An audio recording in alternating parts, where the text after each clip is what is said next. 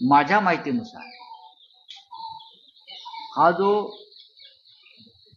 महाराष्ट्राच्या मंत्रिमंडळातील म्हणजे देवेंद्र फडणवीसजी यांच्या कॅबिनेट मधील अनेक मंत्र्यांचे हे गुरु महाराज आहेत, जे आता पोलीस कस्टडीमध्ये आहे, यांची चौकशी सुरू आहे, ज्यांच्या मोबाईलमध्ये 56 नाही तर 56 पेक्षा जास्त आक्षेपार्ह क्लिप्स सापडलेल्या आहेत. त्याच्यामुळे फडणवीसांच्या सरकारमधले अर्धे मंत्री तणावाखाली आहेत.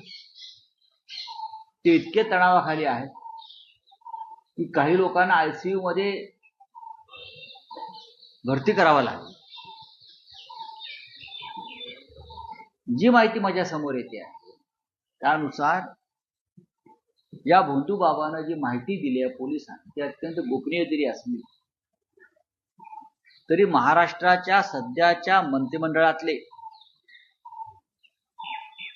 9 मंत्री हे या भोंदू बाबाचे नियमित भक्त होते आणि त्यांच्याकडे जाऊन रेग्युलर काही